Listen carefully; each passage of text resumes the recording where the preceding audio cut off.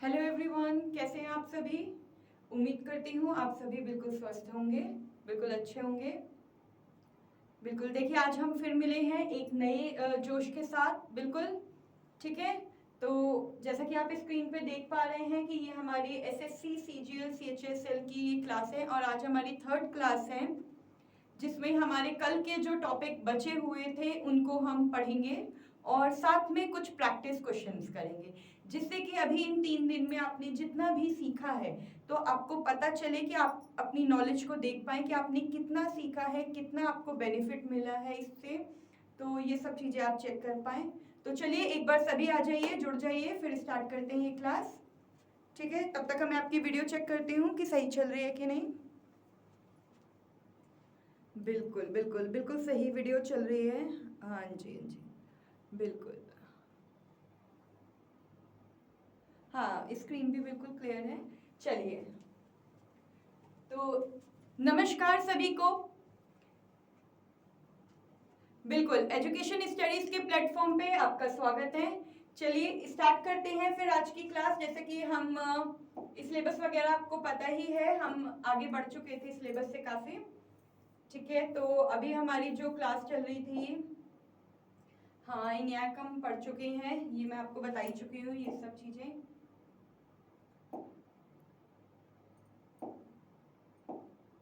UNIVAC आ गया था।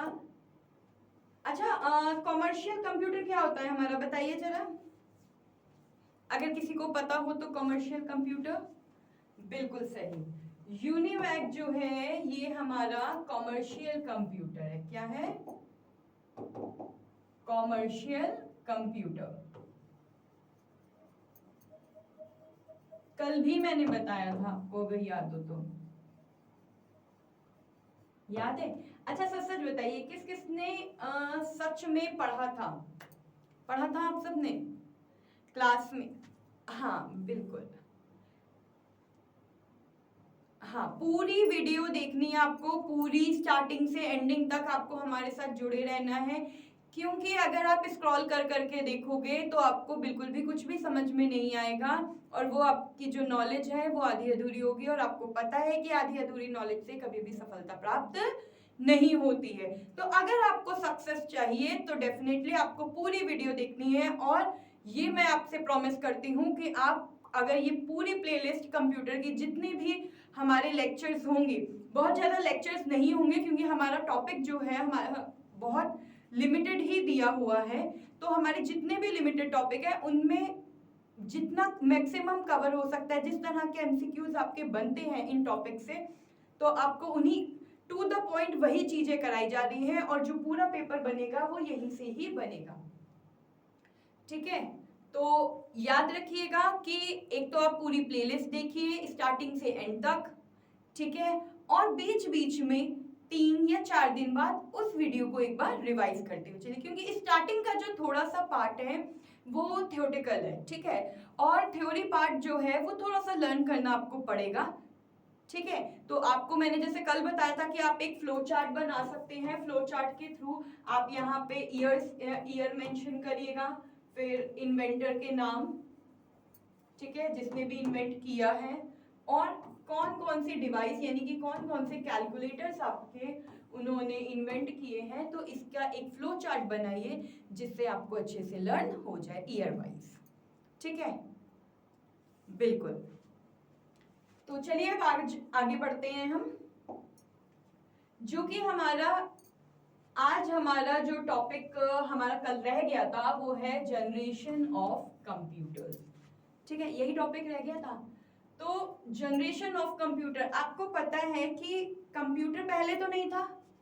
ठीक है, धीरे धीरे उसका डेवलपमेंट हुआ है। ठीक है, तो जब धीरे धीरे डेवलपमेंट हुआ है तो आपको ये पता होना चाहिए कि अभी करेंटली हम कौन सी जनरेशन में हैं। हम हैं 5th जनरेशन में। ठीक है, बट हम 4th जनरेशन के भी कंप्यूटर्स अभी यूज कर रहे हैं। ठीक है, हम एआई टेक्नोलॉजी में आ गए हैं, लेकिन हम अभी ये वाले 4th जनरेशन के कंप्यूटर्स को भी यूज करें। तो चलिए स्टार्ट करते हैं कि हम ये देखेंगे कि कौन सी जनरेशन से कहां तक कौन से कंप्यूटर आपके बने हैं। ठीक है, चलिए अगर मैं फर्स्ट जनरेशन की बात करती हूँ, फर्स्ट जनरेशन की आपकी जो ड्यूरेशन है वो है 1940 टू 1956, ठीक है, यानी कि कितने इयर्स हो गए, 16 इयर्स हो गए, 1940 टू 1950 एंड 6 इयर्स, 16 इयर्स हो गए। फर्स्ट जनरेशन में जो हमारा डिवाइस हमारा इन्वेंट हुई थी वो हुई थी वैक्यूम ट्यूब। क्या हुई थी, vacuum tubes. Vacuum tubes first generation की डिवाइस है और ये बहुत बड़ी थी, लार्ज थी, एक्सपेंसिव थी, बहुत ही एक्सपेंसिव थी, ठीक है, और इतनी महंगी भी थी, इतनी बड़ी भी थी, मतलब ये इतनी बड़ी थी कि आप मानो एक कमरे में इसे कमरे जितनी बड़ी थी, कमरे में इसे रखा जाता था और 4 से 5 लोग इसे ऑपरेट करने के लिए चाहिए होते थे, ठीक है। तो फर्स्ट जनरेशन आपको जो याद रखना है वो एक तो ये आपको ड्यूरेशन याद रखनी है कि ड्यूरेशन कितनी है, दूसरा आपको कि कौन सी जनरेशन में कौन सी डिवाइस आपको आपकी आई थी, ठीक है, बनी थी। तो फर्स्ट जनरेशन में आपकी वैक्यूम ट्यूब्स बनी थी। ये अगर मैं बात करूं वैक्यूम ट्यूब की तो ये बहुत ज़्यादा बड़ी थी, महंगी थी, एक्सपेंसिव थी, बहुत ज़्यादा हीट जनरेट करती थी, ठीक है, और इसे बहुत ज़्यादा हीट प्रोड्यूस होती थी, मतलब बहुत ज़्यादा धुआं इस टाइप से हीटिंग आती थी, ठीक है। समझ पा रहे हैं क्या कह रही हूँ मैं, बिल्कुल बिल्कुल, ठीक है। तो वैक्यूम ट्यूब्स जो थी बहुत बड़ी थी, एक्सपेंसिव थी और बहुत स्लो वर्क करती थी, ठीक है, जिससे कि काम करने में बहुत ज़्यादा समय लगता था। तो ये फर्स्ट जनरेशन की बात है। अच्छा बताइए कौन सा ऐसा कैलकुलेटर मैंने आपको बताया था जो वैक्यूम ट्यूब का यूज जिसमें हुआ था, जो बिल्कुल वैक्यूम ट्यूब की तरह था, बिल्कुल सही। तो मैंने आपको बताया था, क्या था, नैक, बताया था आपको, पीछे दिखाया भी था,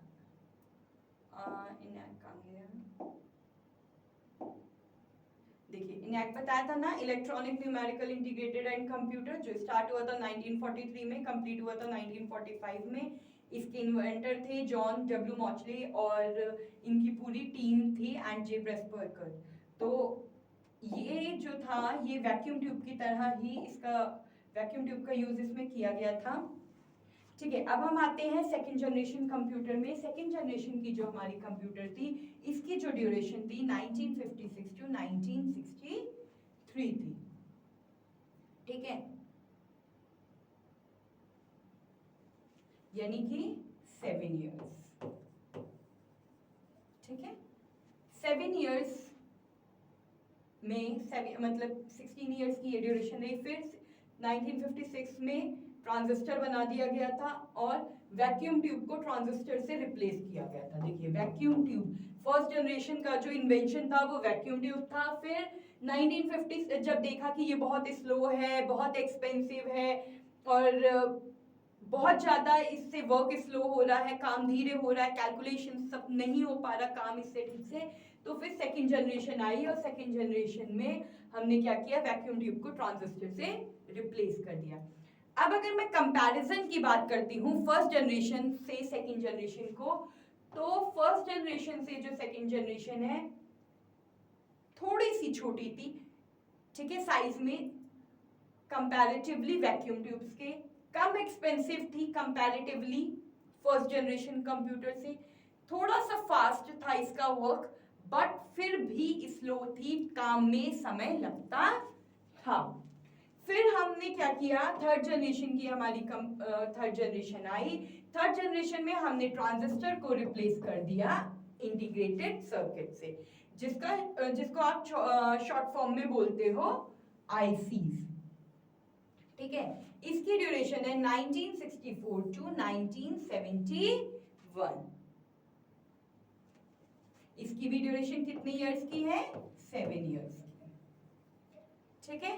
तो सेम कंपैरिजन अगर आपको करना है एग्जाम में तो सिर्फ एक जनरेशन पीछे से वैक्यूम ट्यूब्स जो ट्रांजिस्टर था comparatively smaller than the vacuum tube, less expensive than the vacuum tubes, faster than the vacuum tubes. ऐसे ही integrated में आ जाओ, larger, smaller than the second generation of computer, less expensive than the second generation of computer, less faster than the second generation of computer. ठीक है, आ गया.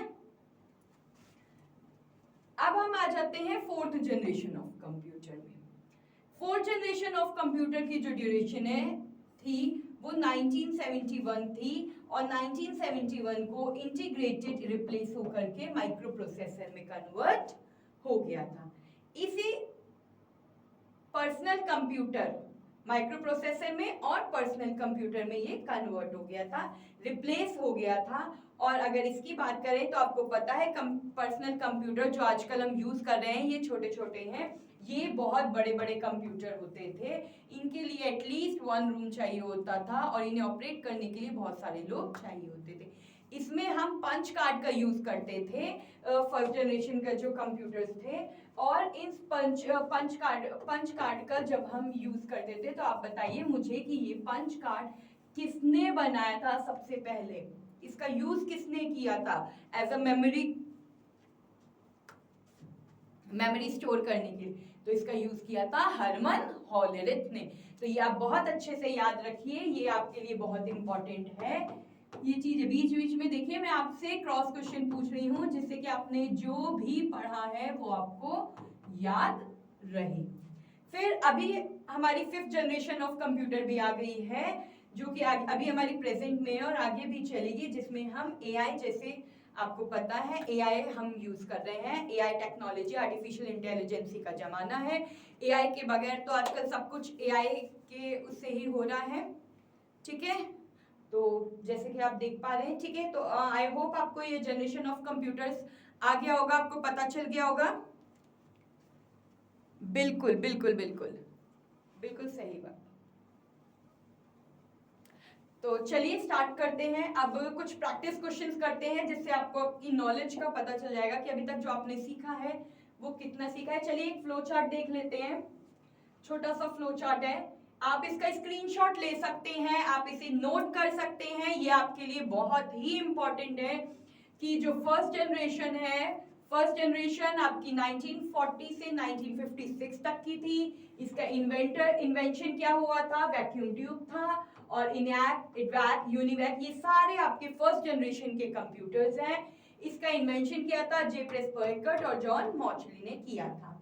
Second आपकी आ जाती है second generation जिसकी ड्यूरेशन थी 1956 टू 1963. इसमें इन्वेंशन हुआ था, वैक्यूम ट्यूब रिप्लेस हो गया था आपके ट्रांजिस्टर कंप्यूटर से और इसका इन्वेंशन किया था जॉन बार्जिन, वॉल्टर ब्रेटन ने और विलियम शॉकले ने.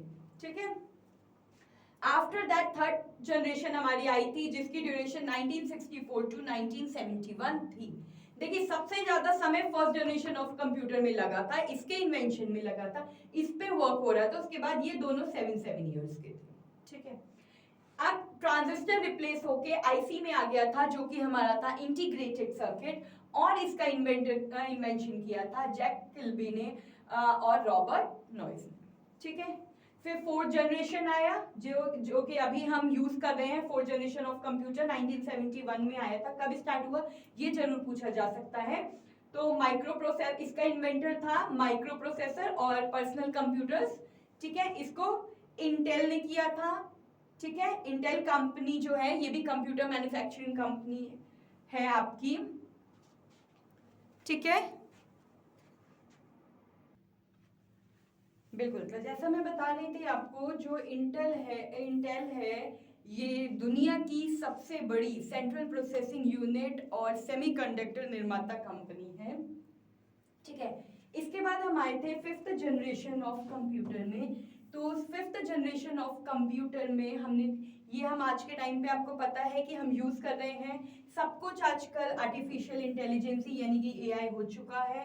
अभी भी इस पे आईबीएम कंपनी जो कि आपकी सबसे बड़ी international business machine computer manufacturing company है, ये इस पे अभी भी रिसर्च कर रही है। कौन कर रहा है एआई पे अभी भी रिसर्च? आईबीएम, जो कि कंप्यूटर मैन्युफैक्चरिंग कंपनी है, और गूगल। ठीक है, तो अभी भी एआई पे ये रिसर्च आपकी जारी है। तो आई होप आपको जनरेशन ऑफ कंप्यूटर्स आ गया होगा समझ में। एक बार या तो आप स्क्रीनशॉट ले लीजिए, नहीं तो मैं आपको 2 मिनट देती हूँ ताकि आप आराम से इसे लिख पाएं। आप नोट करिए, क्योंकि लिखा हुआ ज्ञान कभी भी खाली नहीं जाता। लिख करके याद करेंगे तो आप लाइफ टाइम आपके माइंड में वो चीज सेव रहेगी। तो एक बार लिख लीजिए, तब तक मैं आपकी वीडियो वगैरह देखती हूँ सब सही चल रहा है कि नहीं। बिल्कुल सभी कुछ बिल्कुल ठीक चल रहा है। तो एक बार आप लिखिए, बिल्कुल ऐसे ही फ्लो चार्ट बनाइए कि जनरेशन क्या है, जनरेशन वाइज, ईयर वाइज, उसकी इन्वेंशन और उसके इन्वेंटर। बिल्कुल आप बनाइए, फिर हम आगे स्टार्ट करते हैं।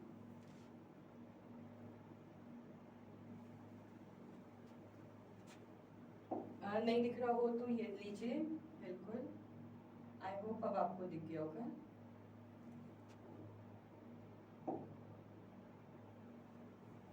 ठीक है, बिल्कुल सही। तो चलिए अब हम स्टार्ट करते हैं प्रैक्टिस क्वेश्चंस की तरफ। अब हम बढ़ते हैं। ठीक है, तो फर्स्ट क्वेश्चन है हमारा, व्हाट इज अ कंप्यूटर, जो हमने फर्स्ट डे फर्स्ट लेक्चर में पढ़ा था। बताइए, चलिए answer, what is a computer. Computer क्या है? कंप्यूटर एक मैकेनिकल डिवाइस है कैलकुलेशन के लिए। कंप्यूटर इलेक्ट्रॉनिक डिवाइस है डेटा को प्रोसेस करने के लिए। कंप्यूटर एक डिवाइस है गेम खेलने के लिए सिर्फ, या फिर कंप्यूटर एक स्टोरेज डिवाइस है? बताइए क्या है।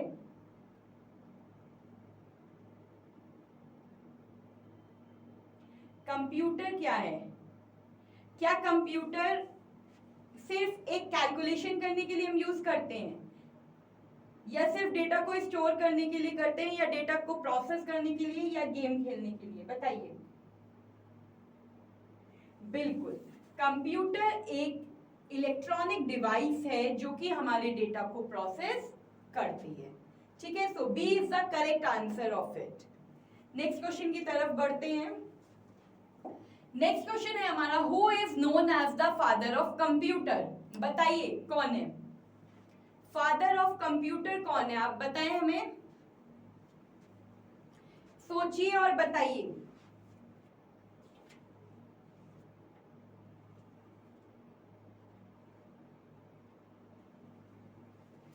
एलन ट्यूरिंग है, चार्ल्स बेबेज है, जॉन वॉन न्यूमैन है, या ब्लेज पास्कल है?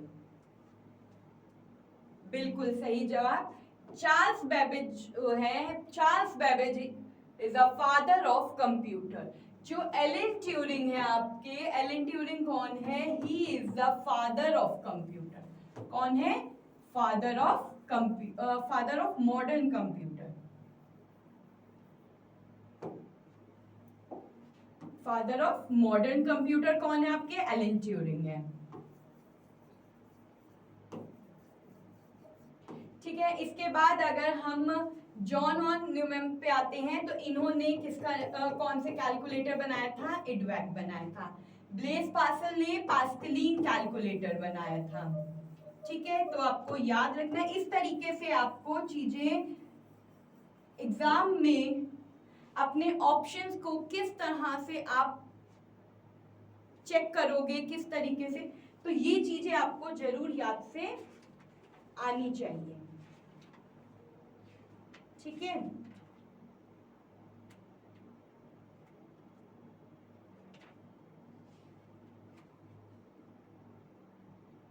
तो आपको एलिमिनेट करना जरूर आना चाहिए अपने क्वेश्चंस को, ऑप्शंस को। नेक्स्ट क्वेश्चन आता है हमारा थर्ड, जो कि आपकी स्क्रीन पर है। पढ़िए, which of the following is not a characteristic of. सबसे पहले कैरेक्टरिस्टिक्स तो पढ़ लिया, लेकिन सबसे पहले आपको फोकस करना है कि यहाँ नॉट पूछा गया है। ठीक है, तो इस चीज पे ध्यान रखिएगा कि कौन सा कैरेक्टरिस्टिक्स नहीं है कंप्यूटर का। तो कौन से नहीं है, कौन कौन से होते हैं कैरेक्टरिस्टिक्स, आपको सब बताए थे। स्पीड, एक्यूरेसी, ऑटोमेशन, डिलीजेंसी, वर्सटैलिटी, है ना। तो यानी कि आपका करेक्ट आंसर क्या हुआ? इमोशन। क्योंकि कंप्यूटर में तो इमोशंस होते नहीं। क्या कंप्यूटर हमारी और आपकी तरह रोता है? नहीं रोता। क्या वो हंसता है? नहीं हंसता। क्या उसे दुख होता है, पेन होता है? नहीं होता।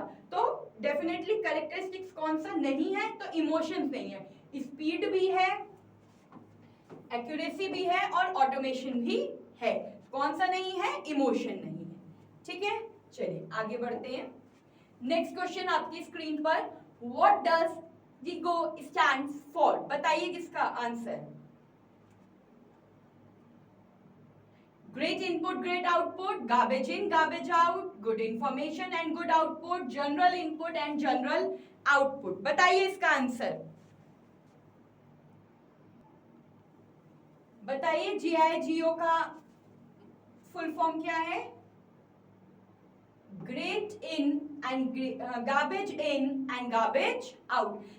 GIGO का गार्बेज इन, GIGO यानी गार्बेज इन गार्बेज आउट का जो मतलब होता है कि अगर आप कंप्यूटर में गलत डेटा डालोगे तो आपको आउटपुट भी इसका गलत मिलेगा। ठीक है, आगे बात समझ में। चलिए नेक्स्ट आते हैं, which was the first mechanical calculating device? Mechanical calculating device पूछी है, इसका आंसर दीजिए। मैकेनिकल, फर्स्ट आपकी मैकेनिकल कैलकुलेटिंग डिवाइस कौन सी थी? बताइए, फर्स्ट मैकेनिकल कैलकुलेटिंग डिवाइस पूछी है जो कि है आपकी पास्कलिन। ठीक है, चलिए next question, who invented the difference engine? Difference engine किसने बनाया था? बताइए, जल्दी बताइए। ब्लेज, आपको बार बार मैं यही कह रही हूं कि आपको आंसर्स को एलिमिनेट करना आना चाहिए। तो किसने बनाया था? Charles Babbage invented the difference engine, और इन्होंने ही एनालिटिकल इंजन भी बनाया था।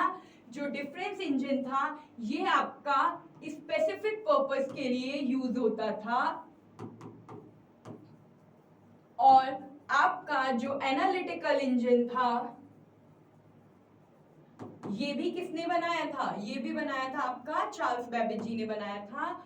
और एनालिटिकल इंजन जो था वो आपका जनरल पर्पस के लिए यूज में आता था, ये जनरल पर्पस के लिए यूज में आता था। तो who invented the difference engine? Charles Babbage. Next question है, what were punch card used for? Punch card किस चीज के लिए यूज में आता था? मेमोरी स्टोरेज करने के लिए, मेमोरी को स्टोर करने के लिए, कैलकुलेशंस करने के लिए, प्रोग्रामिंग अर्ली कंप्यूटर्स के लिए, या रनिंग ऑपरेटिंग सिस्टम्स के लिए? किस काम में आता था आपका पंच कार्ड? बताइए मुझे। पंच कार्ड का यूज हम क्यों करते थे? बताइए।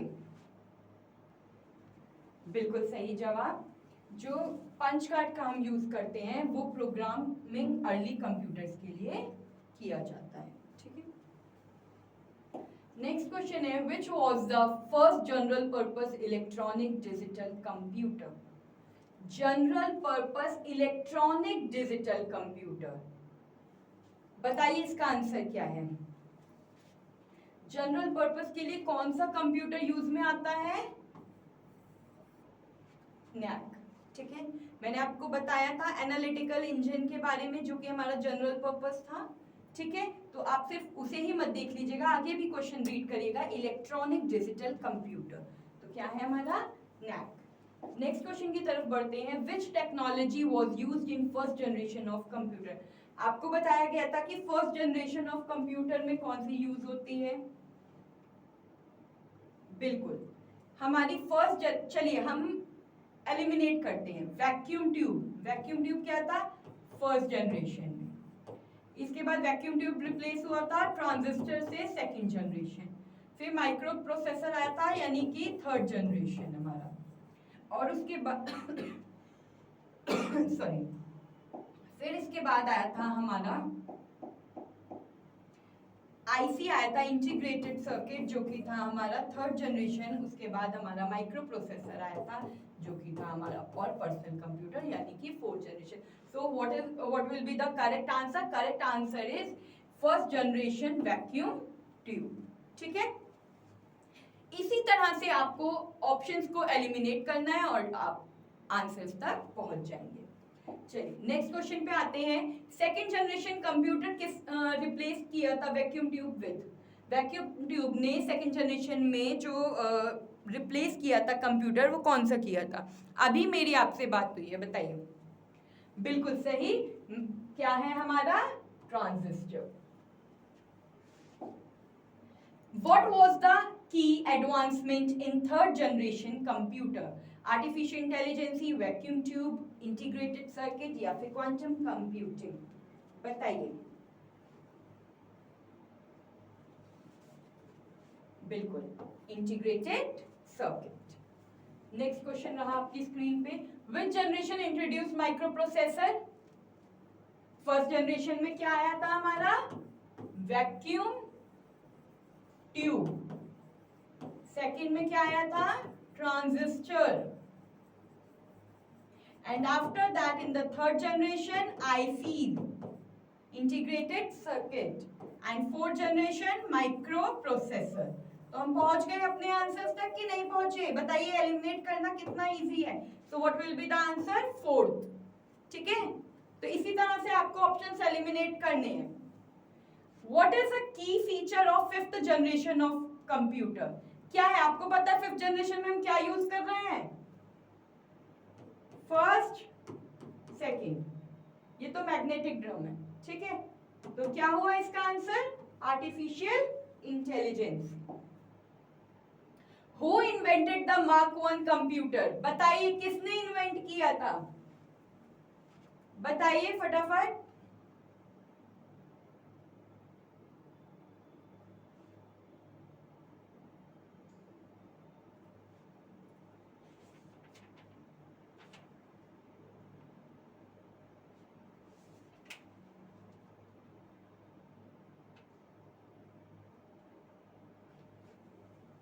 जे प्रिस्को-इकर्ट ने क्या किया था? इनैक्ट किया था।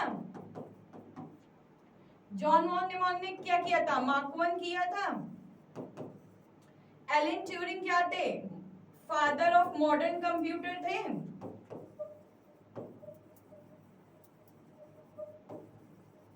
तो आंसर क्या हुआ? हावर्ड एकन। ठीक है, What does NAC stands for? Full form बताइए। मैंने आपसे कहा था फुल फॉर्म आपको जरूर लर्न होने चाहिए। ऑप्शन ए है आपका electronic network for information and communication, B है आपका electronic numerical integrated and computer, third C option electronic non intelligent automatic computer, D है electrical numerical integration and calculation. तो इसका आंसर बताइए प्लीज।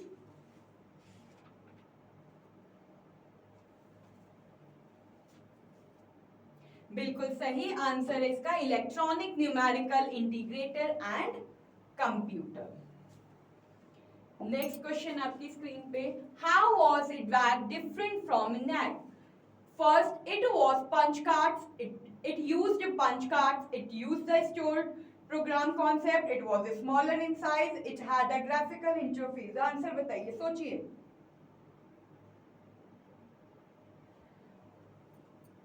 अरे डेफिनेटली स्टोरेज की प्रॉब्लम थी ना दोनों में, कि इसमें हम स्टोर कर सकते थे, इसमें नहीं कर सकते थे।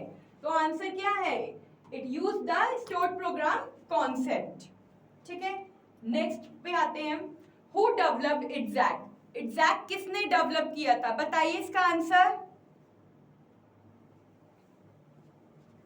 अब तो आपको एलिमिनेट करना भी आ गया होगा। बताइए, जल्दी बताइए, सोचिए।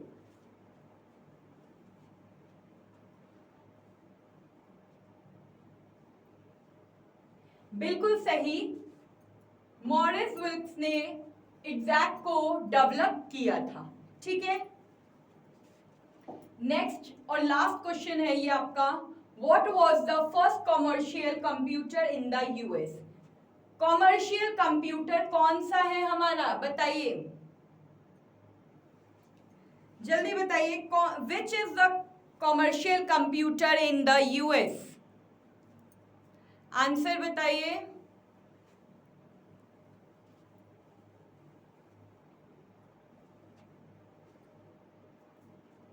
बिल्कुल सही, यूनिवैक जो है ये हमारा ये जो है हमारा कॉमर्शियल कंप्यूटर।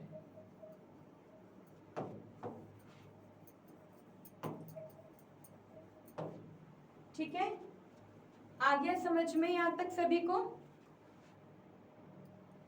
और ENIAC जो है ये हमारा इलेक्ट्रॉनिक कंप्यूटर है।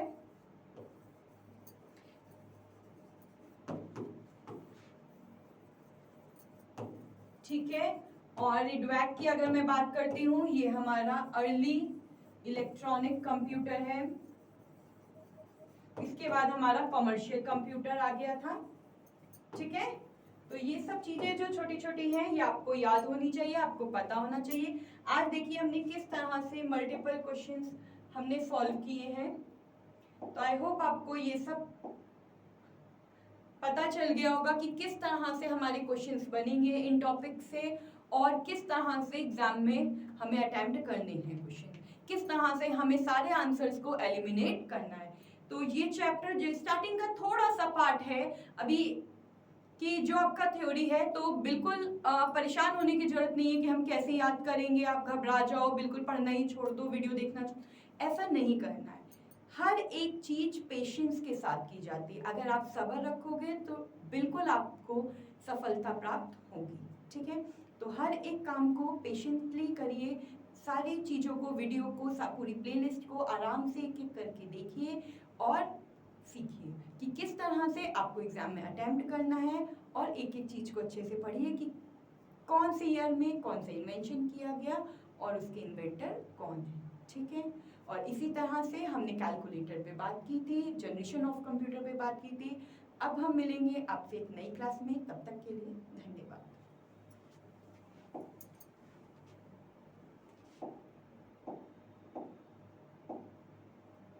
चलिए मिलते हैं अब आपसे एक नई क्लास में, धन्यवाद।